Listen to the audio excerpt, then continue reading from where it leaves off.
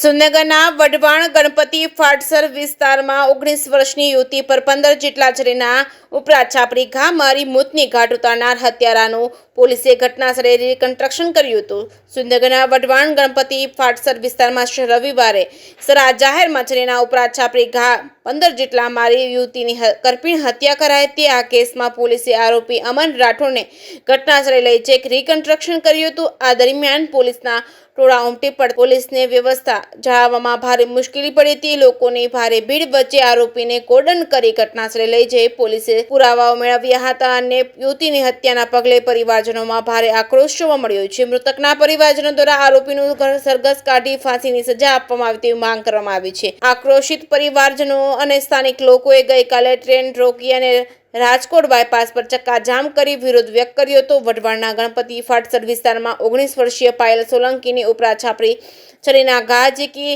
હત્યા કરવામાં આવી છે. ગત રવિવારે 18 મે 2025ના રોજ આ ઘટના બની હતી. ત્યારે યુવતી સવારે નોકરી કરવા માટે જતી હતી. યુવક દ્વારા આ ક્રૂર હત્યા પ્રેમ પ્રકરણના કારણે કરી હોવાની ચર્ચા છે. ત્યારે મૃતક યુવતીની લાશને પીએમ માટે ગાંધી હોસ્પિટલ ખાતે ખસેડવામાં આવી છે, જ્યાં પરિવારજનો અને સંબંધીઓના ટોળા ઉમટી પડ્યા હતા. મૃતકના પરિવારજનોએ લાશ સ્વીકારવાનો ઇનકાર કરતા મામલો ગરમાયો હતો. તેઓએ હત્યારા સામે તાત્કાલિક કાર્યવાહી કરવાની ઉગ્ર માંગ કરી છે. પોલીસે ઝડપી કાર્યવાહી કરી હત્યારા અમન રાઠોડને ઝડપી પાડ્યો હતો. ત્યારબાદ પરિવારજનોએ મૃતક યુવતીની લાશનો કબજો સ્વીકાર્યો હતો.